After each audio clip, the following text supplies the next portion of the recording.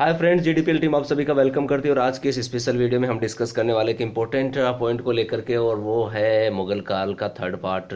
मुगल काल पर फर्स्ट और सेकंड पार्ट आपके लिए बड़े लाभदायक सिद्ध हो रहे हैं। इससे आपके फीडबैक्स भी आ रहे हैं।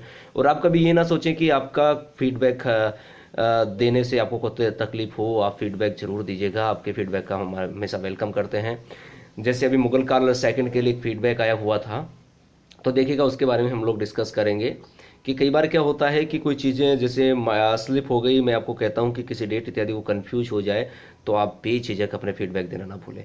और जिन एस्पायरेंट ने अभी हमारे यूट्यूब चैनल जीडीपीएल को सब्सक्राइब नहीं किया है, वो हमारे ज़्यादा से ज़्यादा वीडियोज़ का लाभ उठाने के लिए हमारे यूट्यूब चैनल जीडीपीएल को सब्सक्राइब करना ना भूलें।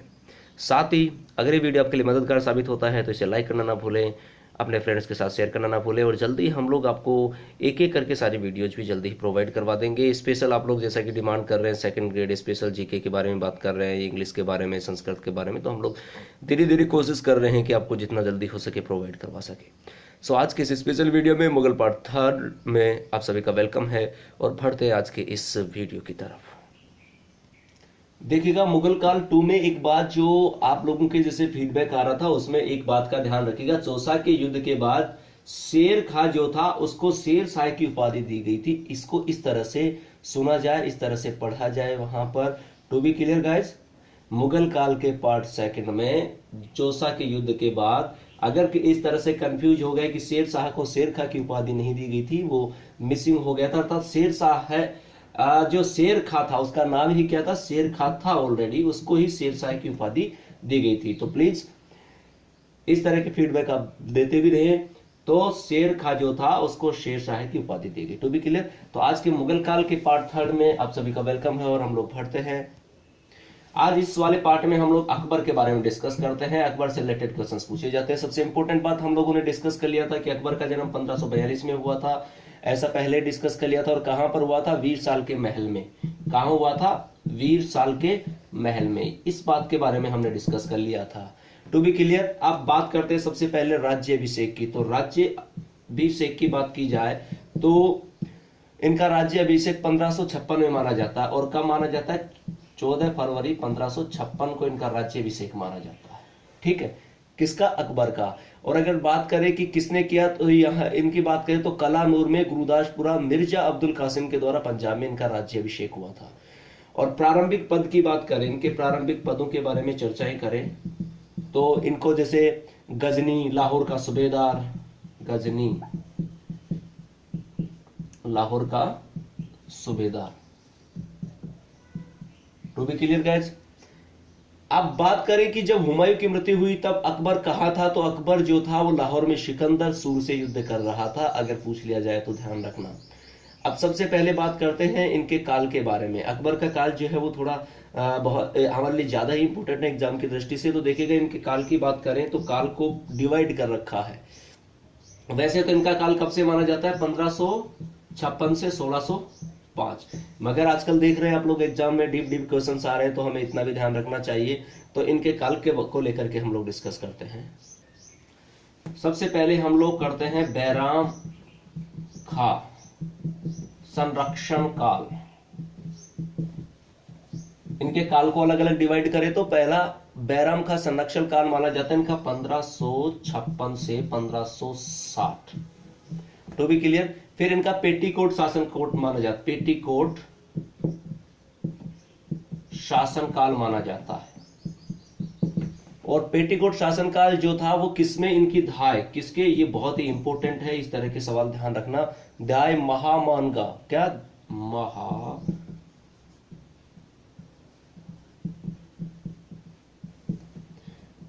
महामअनगा। To be clear. कौन? दाय महामअनगा। To be clear. इनके अंडर में तत्वाधान में पेटीकोट शासन काल माना जाता है इनका। और वो कब से कब माना जाता है? 1560 से 62। To be clear.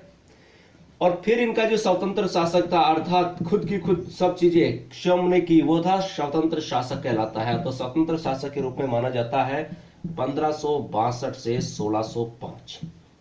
ठीक है। वैसे अकबर का जो काल है वो माना कब से जाता है? 1556 से 1605। मगर इस तरह का अगर कोई क्वेश्चन होता है जैसे इनके काल को अलग अलग भागों में बांट दिया जाता है। सवाल कर लिया जाए कि अकबर का पेटीकोट शासनकाल कब से कब माना जाता है या किसके अंडर में माना जाता है, तो इस तरह के सवाल बनते हैं। तो 1560 से 62 और किसके अंडर में, हाय महामा अनगा के, ठीक है। और संरक्षण काल बैराम खां का 1556 से 1560 और स्वतंत्र शासन 1562 से 1605 और वैसे 1556 से 1605 के बीच का। तो भी क्लियर। अब बात करते हैं इनके युद्ध को लेकर के। इनका इंपोर्टेंट जो युद्ध था वो था पानीपत का द्वितीय युद्ध है। पानीपत का जो द्वितीय युद्ध है वो इंपोर्टेंट घटना के रूप में आता है और ये युद्ध हुआ था 1556 में।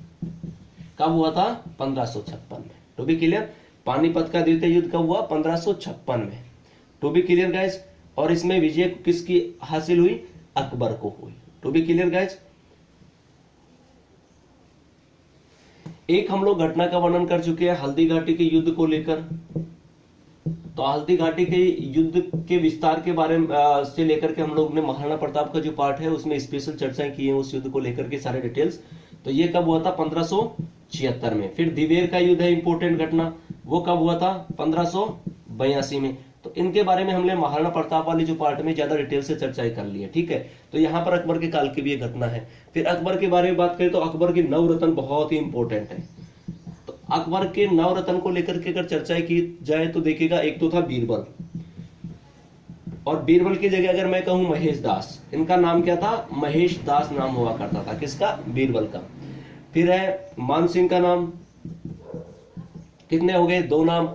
तीसरा कौन था, भगवंत दास, भगवंत दास। एक कौन था, फैजी। कितने हो गए, 4 नाम याद रखना, क्योंकि कई बार नाम पूछ लिया जाता है कि इनमें से कौन सा अकबर का नवरत्न नहीं था। अगर 9 के 9 याद होंगे तो हमारा सवाल बिल्कुल गलत नहीं होगा। तो कौन हो गए, बीरबल हो गया, बीरबल का नाम महेश दास, भगवंत दास, फैजी, मान सिंह, और अगर बात करें तो अबुल फजल, टोडरमल, ठीक है, अबुल फजल हो गया, टोडरमल हो गया, मुल्ला दो प्याजा, मुल्ला दो प्याजा। कितने हो गए, 1 2 3 4 5 6 7, और कितने बच गए, 2 बच गए। तो एक रहीम आ गया, कौन आ गया, रहीम, अब्दुल रहीम खान खाना, पूरा नाम क्या था, अब्दुल रहीम खान खाना आ गया। और एक जो बच गया वो बन गया तानसेन। कौन बच गया, तानसेन। और तानसेन के भी अगर नाम की चर्चा करें तो तानसेन का नाम क्या था, लन्ना त्रिलोचन राम रन्नू। क्या नाम था, Lanna Trilochan Ram Rannu. To be clear, याद रह जाएगा। तो ये इस तरीके से इनके नवरत्न के नाम थे। और आगे बात करें कि अकबर जो था उसके बारे में अन्य अगर इंपोर्टेंट घटनाओं की बात करें जिससे संबंधित सवाल पूछे जाते हैं तो देखिएगा 1562 में युद्ध बंदियों की गुलाम प्रथा पर रोक, ठीक है। ये अकबर के शासनकाल की प्रमुख कुछ घटनाओं के बारे में डिस्कस कर रहे हैं हम लोग। 1562 में बाल हत्या पर रोक, 1563 में तीर्थकर, जो तीर्थ पर कर लिया जाता था, तीर्थ कर, उसकी भी समाप्ति कर दी गई। और 1564 में इन्होंने एक कर समाप्त कर दिया, उसका नाम था जजिया। क्या, जजिया कर की समाप्ति। कब, 1564 में। तो भी क्लियर सवाल पूछा जा चुका है। 1565 में इन्होंने सती प्रथा पर भी रोक लगाया, किस पर, सती प्रथा पर।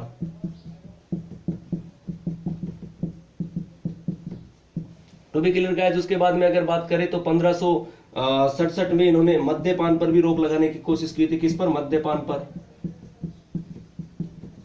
तो भी क्लियर। उसके बाद में इनकी इंपोर्टेंट घटना में 1570 का नागौर दरबार आता है। नागौर दरबार का आयोजन किया था इन्होंने, वो भी इनके इंपोर्टेंट घटना है।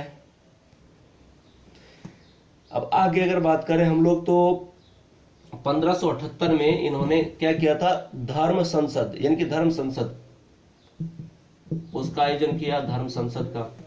जैसा कि आपको पता है इन्होंने इन्होंने दास प्रथा का अंत भी किया था। वो कब किया था, दास प्रथा का अंत, दास प्रथा का अंत कब किया था, दास प्रथा का अंत।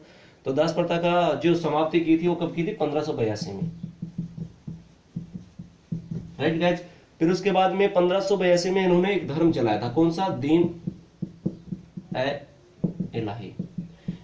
हाँ, इस बात की एक इंपोर्टेंट ध्यान रखना, इसमें जो 19 अनुयायी थे ना, कितने अनुयायी माने जाते हैं, 19 अनुयायी माने जाते हैं। उनमें से बीरबल जो था, यानी कि एक बीरबल अकेला हिंदू था। कौन, बीरबल एकमात्र हिंदू था।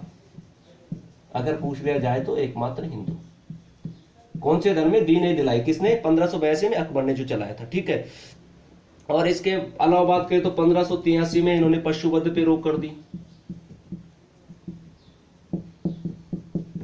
पशुवध पे रोक कर दी। ठीक है। तो ये थी इनके इंपोर्टेंट घटनाएं। और बात करें तो 1585 में इन्होंने लाहौर की दूसरी राजधानी बनाई। का 1585 में लाहौर की दूसरी राजधानी, लाहौर की दूसरी राजधानी। To be clear guys. फिर अगर अपन लोग बात करें तो इन्होंने देखो 1591 में वेश्यावृत्ति पर भी रोक लगाया था। किस पर? वेश्यावृत्ति का अंत किया, वेश्यावृत्ति का अंत।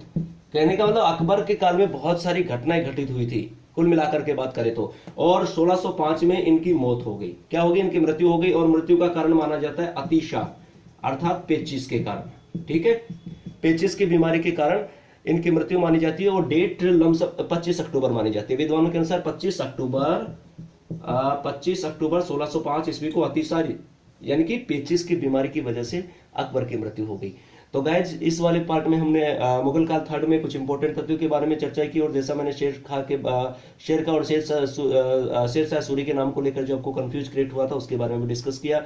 हमारे सारे वीडियो देखेंगे तो आपको कंफ्यूज भी आपका दूर हो जाएगा। और आप अपने फीडबैक देना ना भूलें, आपके फीडबैक हमारे लिए बहुत इंपॉर्टेंट होते हैं। तो भी क्लियर गाइज। सो आप इसी तरह से हमारे से जुड़े रहिएगा। अगले पार्ट में हम और कुछ इंपॉर्टेंट घटनाओं को लेकर डिस्कस करेंगे। और साथ ही जिन्होंने अभी तक हमारे यूट्यूब चैनल जीडीपीएल को सब्सक्राइब नहीं किया है वो हमारे यूट्यूब चैनल जीडीपीएल को सब्सक्राइब करना ना भूलें। तो नेक्स्ट वीडियो में फिर मुलाकात करते हैं। Thank you for watching this video.